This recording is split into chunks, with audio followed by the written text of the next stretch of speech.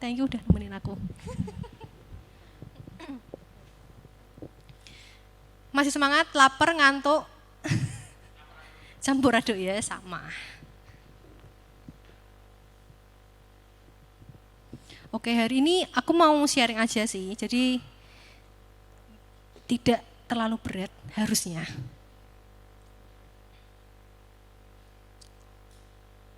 Oke, jadi bulan ini kita belajar tentang mendengar suara Tuhan.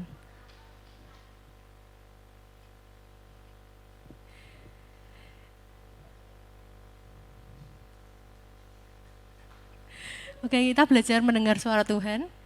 2 minggu kemarin dikatakan bahwa kita tuh punya skills ya, kita punya skills buat mendengar suara Tuhan. Tapi tergantung kita mau nggak untuk dengar-dengaran, dan kita mau nggak duduk dekat dia, melatih skills kita. Dan kalau teman-teman tanya suara Tuhan seperti apa, sulit buat aku bisa menjelaskan ke teman-teman ya, karena judul khotbah hari ini adalah It's Personal. Jadi, menurut aku suara Tuhan itu sangat pribadi. Suara Tuhan untuk BB, suara Tuhan untuk Berea, suara Tuhan untuk Leoni, untuk Bayu, itu berbeda. Itu pribadi, it's very personal. Nggak bisa aku cuma cerita, oh suara Tuhan itu aku dapat lewat lagu, aku dapat dia tuh suaranya lembut. Tapi ketika teman-teman belum mengalami itu, teman-teman nggak akan kenal mana suara Tuhan. Karena suara Tuhan untuk setiap kita itu sangat-sangat pribadi, sesuai dengan kebiasaan kita, bagaimana cara kita tangkap gitu. Oke, jadi ini lebih ke pengalaman pribadi aja, supaya mungkin teman-teman ngeh ya, oh ternyata Tuhan bisa bicara lewat hal-hal itu gitu. Jadi yang aku alamin ada 3 kejadian hari ini aku mau cerita. Jadi mungkin beberapa teman udah tahu sepotong-sepotong ceritanya gitu, tapi biarlah hari ini bisa jadi kekuatan lebih lagi buat kita semua, termasuk buat saya juga. Jadi setelah lulus mencari sekolah lagi gitu, memang dari awal pingin itu. Dan singkat cerita, hari itu adalah, besok adalah pengumuman kesempatanku yang terakhir, karena aku hanya daftar 2. Dan malam itu aku lagi cuci piring tengah malam, nggak ada pingin nyanyi, nggak ada lagi dengerin lagu rohani, nggak ada terbesit apapun. Tiba-tiba muncul satu kalimat, nggak ngerti, dan itu rasanya kayak kena banget. Liriknya kayak gini. Walau sekalipun ku berjalan dalam lembah yang kelam, ku tak takut karena kau besertaku. Satu lirik, satu kalimat aja. Terus berpikir ya, Tuhan tuh mau apa gitu ya. Apa nih maksudnya, sekalipun dalam lembah yang kelam. Lembah yang kelam berarti menakutkan ya, sedih gitu ya. Pikir, oh Tuhan mungkin aku gak keterima ya. Tapi aku butuh konfirmasi. Besok pagi aku buka apps ya, YouVersion, dapat ayat di Habakuk 3 ayat 17 sampai 18.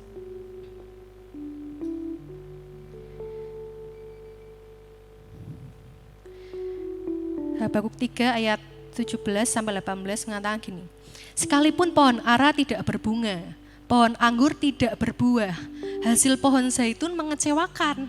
Sekalipun ladang-ladang tidak menghasilkan bahan makanan, kambing domba terhalau dari kurungan, dan tidak ada lembu sapi dalam kandang, namun aku akan bersorak-sorak di dalam Tuhan, beria-ria di dalam Allah yang menyelamatkan aku.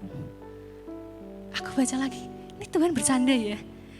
Di ayat 17 dikatakan situasinya kayak mengecewakan.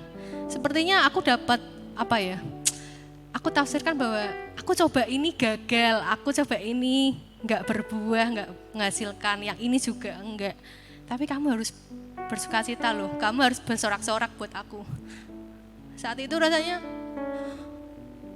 Tuhan kamu mau apa gitu. Dan bener, sorenya aku buka pengumuman, aku scroll atas sampai bawah, waktu itu lagi renang di Citrasan. Aku scroll atas sampai bawah, gak ada namaku. Aku gak keterima. Tapi waktu itu aku gak nangis, karena aku rasanya udah ngerti bahwa, oh Tuhan sedang ngomong bahwa kamu bakal berada dalam lembah kelam. Kamu akan berada dalam situasi yang mengecewakan, tapi kamu harus bersorak-sorak buat aku. Di situ aku ambil keputusan buat, oke, diam. Tapi namanya manusia, besoknya aku tetap nangis, tetap bingung. Aku harus kemana? Mungkin teman-teman lihat di sini, aku bisa melakukan banyak hal, aku bisa ngomong di sini, kayak hidup nggak ada masalah. Tapi percayalah, setiap kita punya masalahnya sendiri. Dan akhirnya puji Tuhan, ini yang aku dapati bahwa seringkali apa yang kita inginkan, mungkin karena kita nggak konfirmasi, kita nggak tanya Tuhan dulu gitu ya, itu tuh nggak kejadian teman-teman. Jadi yang kamu pingin banget, seringkali nggak kejadian. Yang kejadian sebaliknya. Ketika aku pingin banget waktu itu, Tuhan aku pingin keluar dari Semarang, aku pingin keluar dari Indonesia, aku pingin keluar dari gereja, aku nggak pingin berada di sini. Di sini nggak enak situasinya, nggak cocok, ngapain gereja-gereja terus. Di Semarang aku pelayanan terus, saat itu aku kayak gitu. Tapi ternyata Tuhan tempatkan aku juga di Indo. Aku dapat sekolah, aku bersyukur, aku bisa lanjut. Singkat cerita, aku cari, karena aku gagal ya, aku apply ke pekerjaan. Ditolak, dikecewakan. Benar itu, aku sampai pernah, aku habis pulang dari sini, dari kantor, aku buka email di sini, ternyata nggak keterima, aku pulang, aku nangis, coba tanya mamaku, aku sampai marah. Tuhan aku kurang apa? Kurang pintar, kurang pengalaman. Aku di kampus ikut organisasi. Aku melakukan ini, itu. Kurangku apa? Kok aku nggak keterima gitu loh? Begitu nggak kompetenkah aku? Aku nangis, aku marah. Itu kejadian kedua setelah aku nggak keterima ya. Terus aku apply lagi, aku iseng-iseng, aku apply kerja lagi. Akhirnya dapet salah satu lagi proses. Terus hari-hari itu aku dapet. Nggak tahu, ini juga sama kejadiannya. Nggak lagi pengen nyanyi, nggak lagi nyari lagu buat pelayanan, nggak lagi dengerin lagu rohani. Kalimat ini muncul ya. Kau tunjukkan kasih setiamu, kau menyediakan yang ku perlu, kau setia, kau mulia, dulu, sekarang, dan selamanya.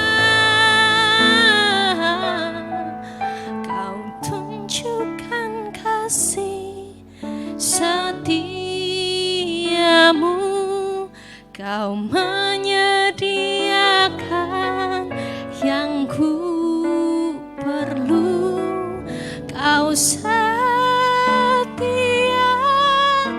kau mulia, Bapa kau setia.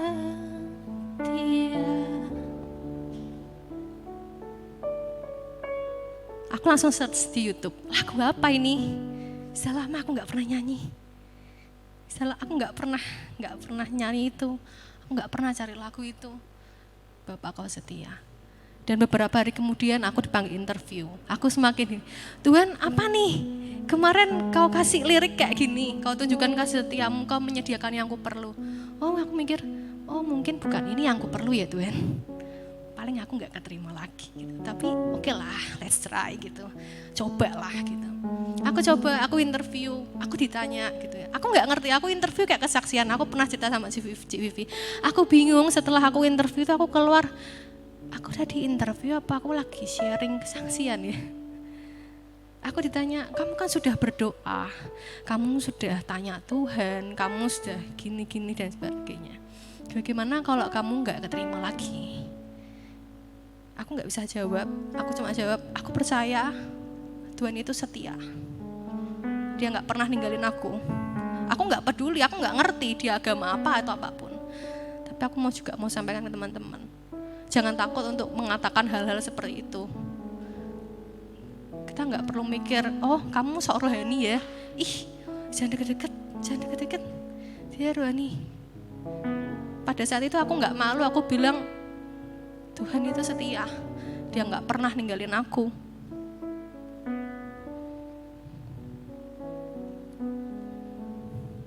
Singkat cerita, aku keterima. Puji Tuhan, sampai hari ini. Tapi dalam perjalanan itu juga nggak mudah. Aku berpikir, apa ya ini pekerjaan yang aku inginkan? Karena nggak mudah. Aku juga pernah cerita ke Kesia waktu itu. Bulan-bulan awal adaptasi, aku coba gitu ya. Ya puji Tuhan, achieve juga bulan-bulan itu. Tapi rasanya belum achieve yang gede ya pada saat itu.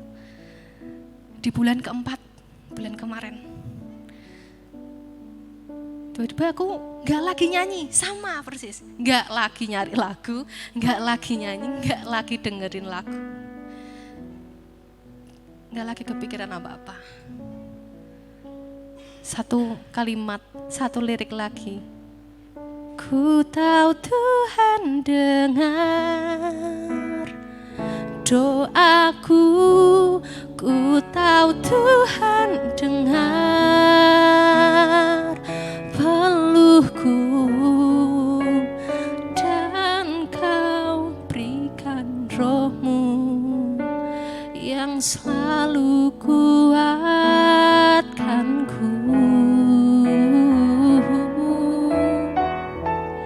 Ku tahu Tuhan lihat semua tetes air mata dan luka, dan ku tahu pasti Tuhan Yesus yang belaku. Bulan sebelumnya memang aku pernah nangis juga di kantor. Sama kayak Leoni pernah nangis juga. Aku ditanya, gimana bulan ini? Ayo, udah tanggal segini. Aku waktu telepon aku nggak nangis, aku tutup, aku nangis. Aku kayak, Tuhan, kalau kamu taruh aku di sini, mana? Tuhan, kalau Engkau taruh aku di sini, aku percaya Engkau menyediakan. Bulan kemarin, mujizat banget. Mujizat banget. Dengan mudahnya dapat dan gak ter-PHP. Karena orang marketing kalahnya sama orang yang nge-PHP ya. Jadi itu pengalamanku. Semoga bisa jadi kekuatan buat teman-teman. Aku mau ngomong bahwa satu ayat aja hari ini. Di Yohanes 10 ayat 3.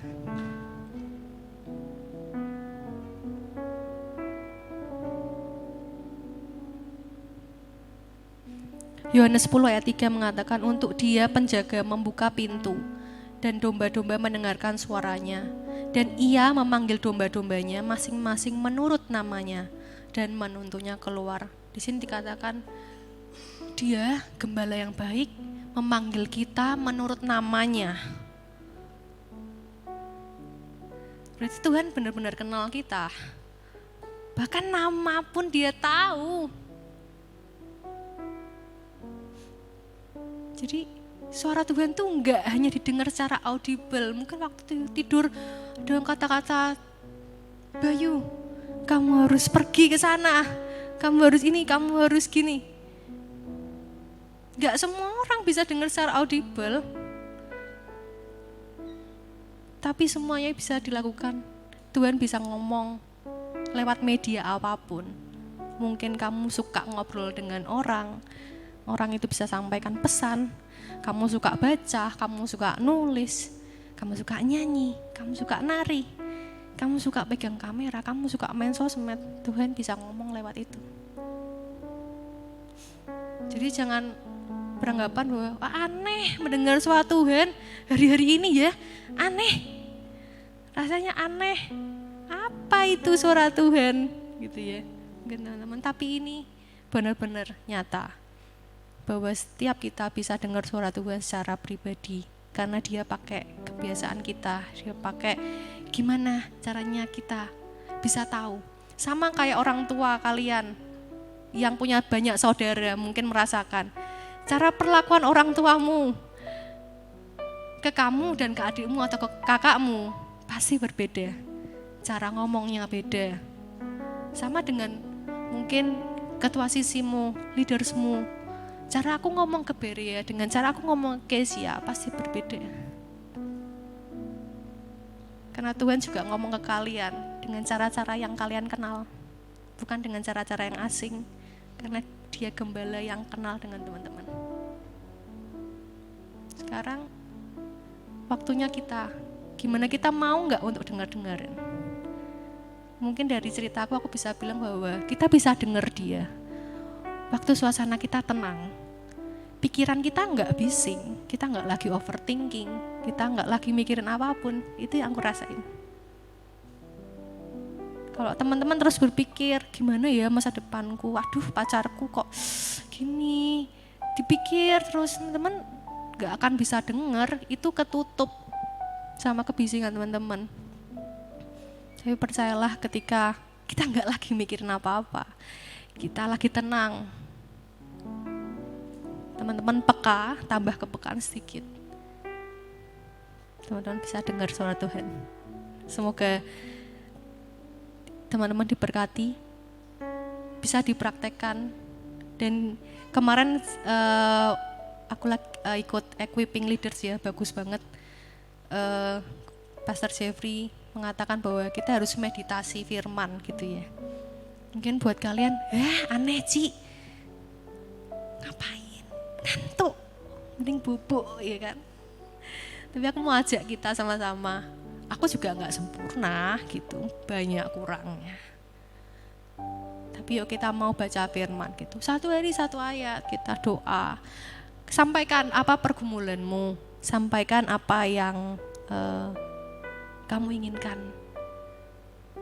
Karena kita anaknya, kita punya hak untuk kita ngomong, kita pengen apa. Tapi di akhir jangan lupa dikasih bahwa terjadilah sesuai kehendakmu, terserah engkau gitu. Aku pengen ini, tapi terserah Tuhan, kau mau apa. Mungkin siang ini gak panjang, hanya itu ceritaku. Dan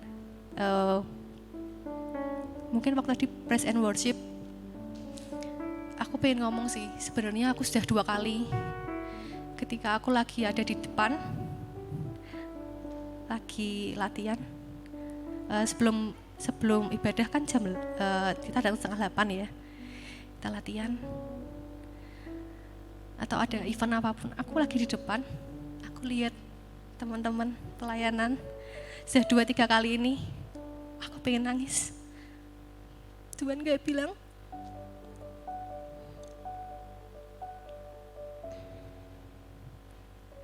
kamu bilang gak ada orang.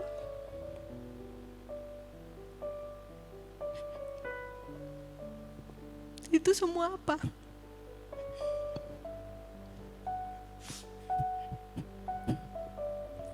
Teman-teman yang mau bantu, tuh, itu. Aku ada di sana. Aku nggak pernah cerita ini sama siapa-siapa. 2-3 kali nangis. Aku bilang, aku bersyukur teman-teman ada di sini. Aku terima kasih teman-teman mau ambil bagian. Belum pernah aku ngomong ini kan sama kalian. Tapi Tuhan mau terima kasih sama kalian.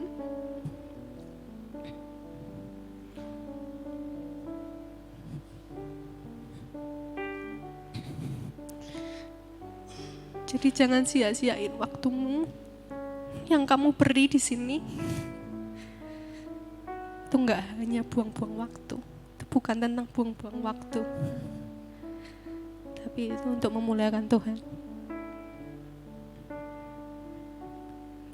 Bener ini, bener aku enggak peres ya. Enggak peres, aku enggak sok-sokan ngomong terima kasih, tapi 2-3 kali aku berdiri di sini. Aku lihat bersyukur.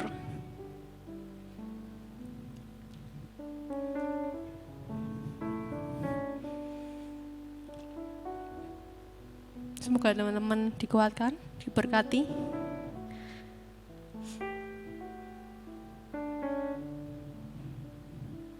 Dan tetap setia.